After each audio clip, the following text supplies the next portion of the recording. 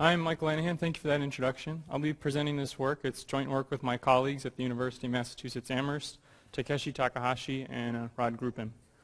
So I know you've all been enjoying this very picturesque city in Delft, but I'd like to take you first to a place a little further away. So I know that there's some people in the audience, probably from JPL, so some people might know what this is a picture of. But does anyone else? Just guesses. Doesn't have to be that specific. It's Mars, yes. So I'm showing you this picture of Mars because, as you can see, it's nothing like Delft. It's very desolate. There's nothing there. However, there's been a lot of interest in sending human astronauts to places like Mars or the Moon, and they're very desolate environments. So it would be nice to have habitats for these astronauts when they arrive. So as you can see, there's nothing there for these to build these habitats out of as of yet. One technique that we could take, though, is we could possibly send resources up to build these habitats with, and then we could send up a robot. And we could ask this robot, hey robot, I want you to build a habitat for my astronauts that are about to come. And because of communication delays with Mars, we can't really do this as a step-by-step process. We need to give this robot this very high-level task and then have this robot execute this task autonomously and robustly, so we can't tolerate failures in this case, because we can't go out and repair the robot if it breaks or if it fails in its task. And I know this sounds somewhat science fiction, but we do actually have some really awesome robots that we've developed. We have robots that we've put on the International Space Station in orbit. We have robots that we've developed for disaster response settings, and these high degree of freedom, high performance robots, they are truly amazing. However, when we have these robots actually execute tasks, even semi-autonomously, it often has tragic results. And so what you can see here is that these robots, even executing very simple tasks, such as opening doors, this one up here, let's see, is this, this one in particular, this one's trying to turn this valve, but you can see that it's actually missed the valve completely, and it just blindly is executing its policy that it has, and it just ends tragically. So what's missing in these systems? What's preventing them from actually succeeding? And it's our position that it's a lack of online management of risk and uncertainty. And so what do I mean by this? Let's take a simple example. In this simple example, we have a room with some hallways, or an environment with some hallways and a few rooms. Now behind one room, on the left, you'll see certain death. On the room on the right, you'll see untold riches.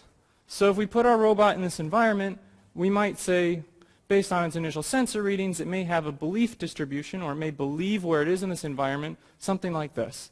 You can imagine, okay, so it's in one of these two hallways. These red points that you're seeing represent belief. So it's a visualization of the probability distribution of the position of the robot. Now, if the robot is not taking uncertainty into account when executing, it's likely just going to drive right to the door. It's got a 50-50 shot. It may get untold riches just by turning to the right. However, there's a high chance that it'll actually fail if it executes this action. So a much more reasonable strategy would be maybe to keep driving until you've reached the end of the hallway. Take additional observations. Reduce your uncertainty in the environment. And you may realize, oh, okay, I actually see a door to my right. So this means that I'm in this right hallway.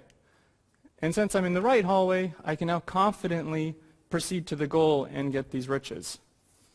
But now how can we actually do this? We can actually do this by managing what's called a belief state.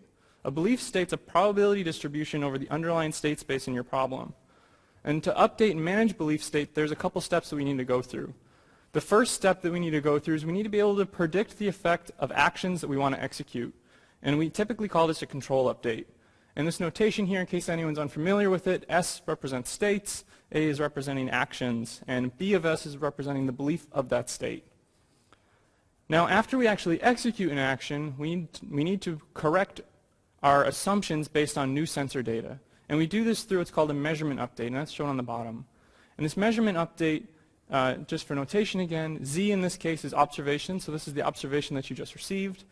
Eta is just a normalization constant. So now two important parts of these equations is this first part up here that I'd like to bring your attention to. This is called a transition model. So this tells you how the world is likely to evolve if you execute actions. And then this part down here we call an observation model. So this tells us how likely the state, the observations are that we are given in a particular state. So if we use these ideas, we can actually reason about future uncertainty in the environment. So what I show here is a rollout using these ideas. So if you have an initial belief that's shown here, we can use these models to predict the effect that our actions take and our predicted future observations would have on our belief distributions. And our belief distributions are shown here as probability distributions. Now if we think back to our original example where, okay, the robot is in one of these two halls, you can imagine that if this represents positional information, maybe you have some confidence that you're in the left hall, some confidence that you're in the right hall. If we take additional actions, we might, after planning out that first apply of the search tree, we may say, okay, we want to execute likely this action. It's going to bring us closer to our goal distribution. And we can keep doing this recursively, selecting actions out into the future.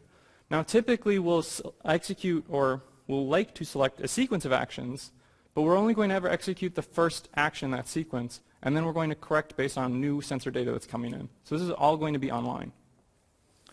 So one important concept that you might be thinking here is, okay, but this is really nice, but how do we actually get this information? How do we get these models?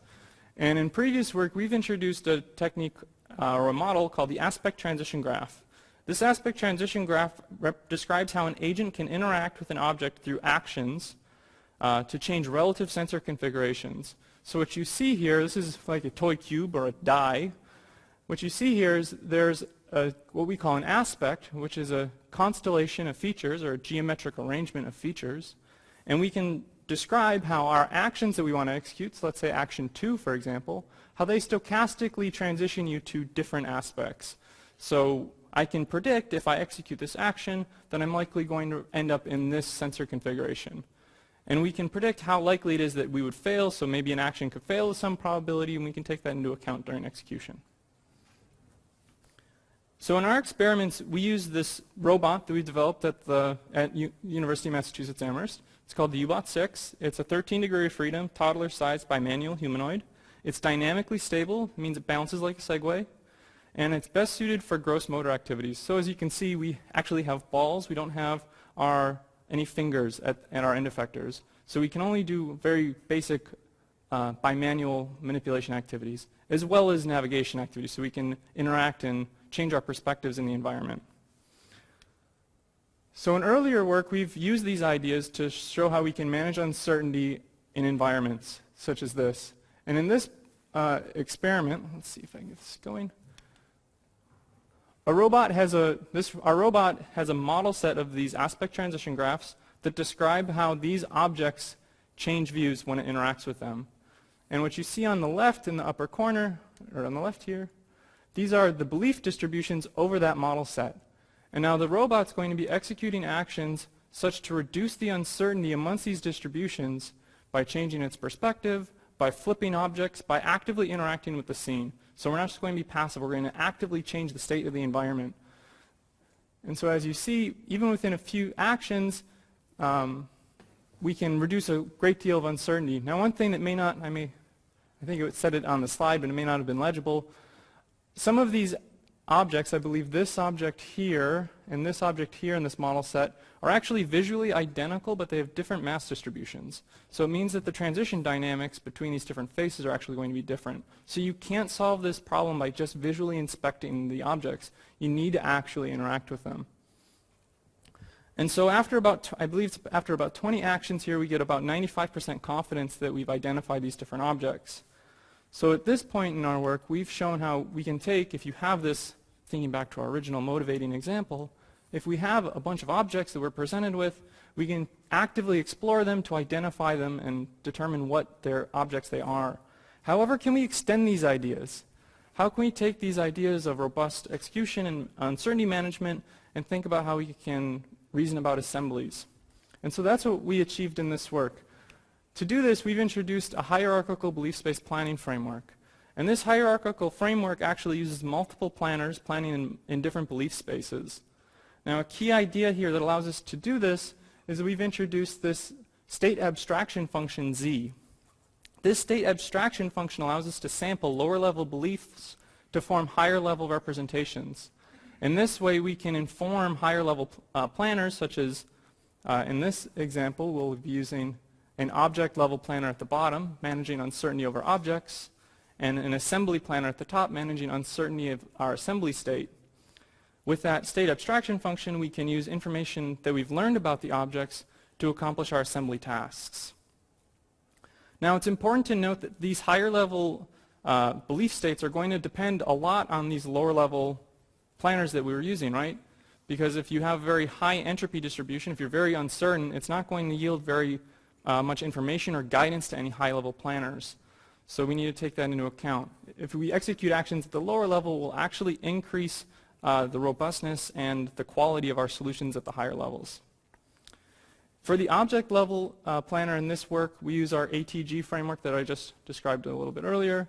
And at the assembly level, we're going to be using a generative model based on empirical pick and place results. So our robot knows how its pick and place actions will likely result in the displacement of objects, and so we can sample from that distribution to predict the outcomes after pick and place actions. So some of you might be looking at this and kind of scratching your heads because you're thinking, all right, well, you have multiple planners, that's cool, but multiple planners don't necessarily tell you to do the same thing. So you could have instances where the actions recommended by these different planners are going to be disjoint or even destructive. So we need to introduce a policy to decide which planner will execute it each time, or else your robot will be confused and possibly hurt itself. So to address this, we introduce an arbitration framework we call the arbiter, and this framework is a very simple policy that builds confidence from the bottom up. We condense belief in the object level and then the assembly level, and this allows us to get this kind of robust behavior out. We've conducted a few experiments in this paper with our UBOT6 mobile manipulator. We constructed tower assemblies, which we compared against a baseline that was presented at ICAPS last year. We constructed a pyramid assembly, and we did an experiment with external perturbations, where we explored the effect of outside interference with robot task progression. Now, it's important to note that these different planners we're using information theoretic measures to reward the system and to score it. So we're going to basically manage uncertainty at the same time that we address our task. For the object level planner, we're just going to be managing information gain. So we're going to be selecting actions that reduce uncertainty in that object distribution the most. For the assembly level planner, we're going to be using KL divergence to achieve this. And that allows us to reason about how far away from a goal distribution that our features in the environment are. So we can reason how far away our current observations of the environment are to our expectations of the goal state. Now, our robot has actions to execute, including mobility and pick and place actions. You saw some of those actions in that earlier video. Depending on the parameterization, these pick and place actions can actually rotate objects in hand. So if we want to think semantically about this, I think we have 5 different pick and place variations that can cause these objects to flip forwards or backwards or rotate twice in your hand. In addition, we have pushing actions, so we can push these objects if we want. You won't see pushing actions in the videos I'm about to show you, but it's important to note that the robot is reasoning over those options. In addition, the assembly level also has 2 special actions, a find and no-op. No-op indicates that the planner believes that it's condensed belief to the task solution and that it's likely to decrease performance if it engages with further interaction. And our find action indicates that there's not enough state at the top level yet to actually complete the task. So we need to relegate execution to the lower level to increase confidence in our environment. So here's a video of our first experiment, or one of our experiments, of constructing a tower out of these blocks. So in this experiment, the robot's been tasked with constructing these objects. It doesn't know the identity of these objects at first, so it needs to explore them and identify what objects are and what features they afford. And then it needs to use reposition these objects in the environment relative to some fixed fiducials which are out here on the wall here. So at this point, the robot's actually identified the objects, but I wanted to highlight a key feature of this approach. So you see the robot here has placed this first object, and now it goes out to grab the next object to place in the assembly. And you'll notice that when it places this next object, it actually does a pretty bad job. So this is a stochastic action. You don't have full control over what happens. However, by just simply condensing belief, by reasoning about how likely we are to improve our assembly scores, the robot can continue to take interactions and decides, okay, that was actually undesirable outcome of my action, so I want to continue and try to repair this outcome. And it actually does that, and at this point, the robot decides, if I interact with this assembly further, I'm actually likely to destroy my performance, so I want to stop. When we compared against that baseline that I talked about that was presented last year at ICAPS, it was that approach, we had the same object level planner, so we're managing uncertainty over objects. However, we used a symbolic planner at the top to think about assembly state. And that assembly state in the symbolic planner often didn't take uncertainty into account.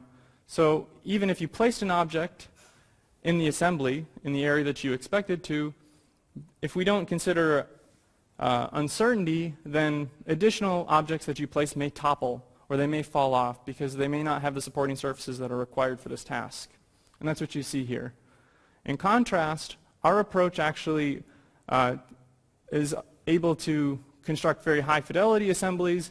They are a little sloppy still because they're not perfect. Our robot has just these pick and place actions in order to accomplish this task.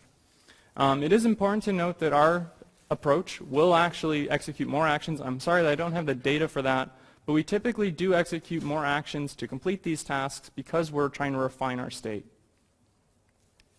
Just to give you another example of this type of assembly operation, in this experiment we construct a pyramid where we have 2 blocks on the bottom and a block on the top. And the robot here is going to investigate the scene. From this initial setting, we are able to identify that, okay, these objects satisfy the requirements that I need for this task, and we start constructing the assembly. And so now, just similar to that last example that you saw, the robot's going to observe this outcome and determine that it's subpar. So it's going to actually elect to replace this object. Now, I want to highlight that there's no special reasoning about failure states in this system. The system is just solely trying to condense belief toward this target. So we don't have to have tons of additional error handling or special case statements to address these failures. So as you see now, the robot, when it places this next object, you may have noticed that it actually pushed this object slightly out of place. Now the robot actually does observe this. It knows that that object's been pushed slightly out of place, but it reasons that if it tries to reposition that object again or the previous object, it's actually likely to disturb the objects greater than it actually did when it executed that last action. So if it interacts further, it will destroy the assembly state worse than it actually is. So instead of trying to, I guess that would be the definition of insanity, just expecting yourself to do better when your models tell you, no, I'm not going to do any better than that.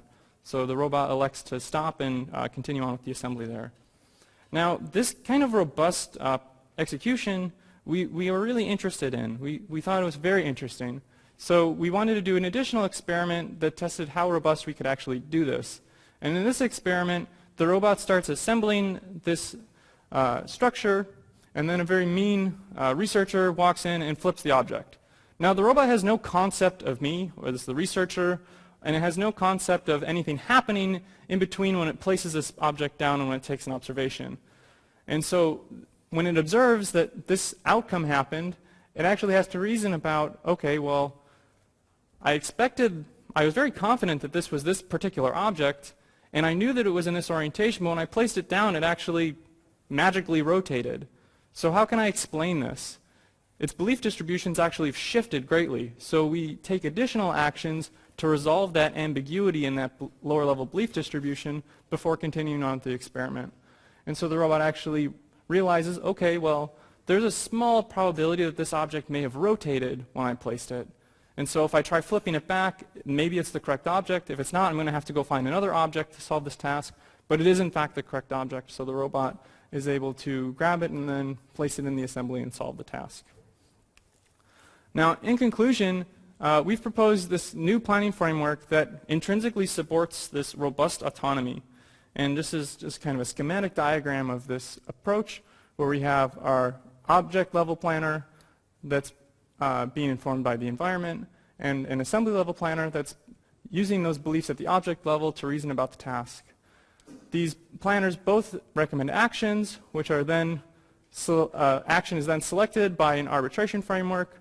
to actually be executed. Now, in future directions, we're really interested in long-term autonomy. So these experiments, typically, we had tens of actions that the robot was able to execute without failures. But we're really interested in thinking about, okay, what if we try to do hundreds of actions between these failures, where the robot can be resilient during execution? And to do this, we're actually introducing another layer into this hierarchy that we're calling this environmental level, which will manage uncertainty in the environment. So this level here managed uncertainty amongst objects. This level here will manage uncertainty in the environment, which will inform this object level planner where objects actually are. And we are very interested in types of these approaches.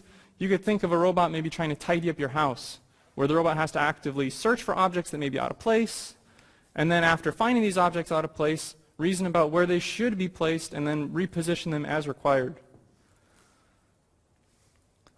And so with that, thank you for listening. And these are my co-authors as well. If you have any questions, I'd be happy to take them.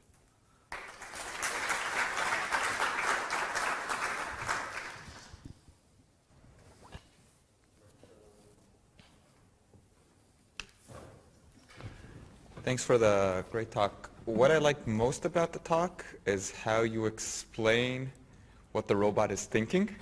So robot thinks that it's in this position and realizes that if he does this action, then he's going to increase the uncertainty. Is this because you coded the algorithm and you have such intimate understanding, or because you can really get input from some interface and you can really explain in an online fashion what's going on? We can actually explain this online. I didn't include them in the videos, but we do have some visualizations of these belief distributions. So we can tell, oh, okay, after that action, our belief actually shifted drastically. So the robot's not really sure what's going on right now. Mm-hmm. And so in order for it to continue, it'll actually have to condense belief back. And we'll see these belief distributions actually shift around like that during execution. And do you have a what-if scenario? So if I do this, then I know I won't converge my belief? No. Because that's what you had in the talk, and that was really exciting that you said, if I will take this action, it actually won't help me a lot. Yeah, so if we think about, let's see if I can get back there really quick towards the beginning of the talk. Oh, well, let's go with the bigger one just because it's a little easier to see. Oh, here. So in the sense of these belief distributions, we can actually roll them out. Mm-hmm. So we know if we execute a particular action, how these belief distributions are going to evolve. So we know here, like, well, let's see. Come on. Maybe I need to be a little closer. Oh, here we go. Okay. So if this is our initial belief distribution, we can actually model how these actions and future observations will result in future beliefs. So in this sense, we can say, okay, if we execute this action, we're actually going to arrive at this state. Maybe this state involves sudden death, which would be bad.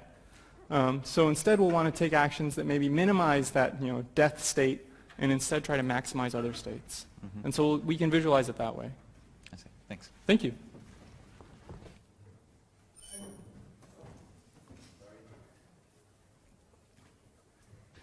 Thank you for the great talk. How is your approach is fundamentally different from the work has been done a few years back by MIT, Leslie Shelberg, hierarchical task and motion planning in belief space planning? It's very related to that work. Now, that work, however, uses a single planner. So we'll have a single planner and we'll decompose things hierarchically.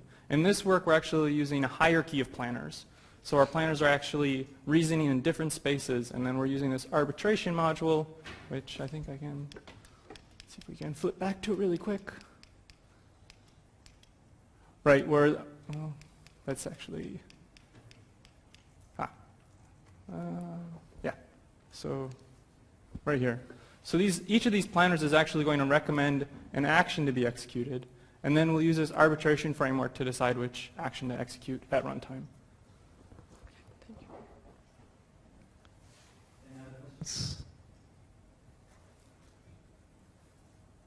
Wait, if there are any other questions, I'm happy to answer them. Just find me afterwards. And thank you very much. Thanks again.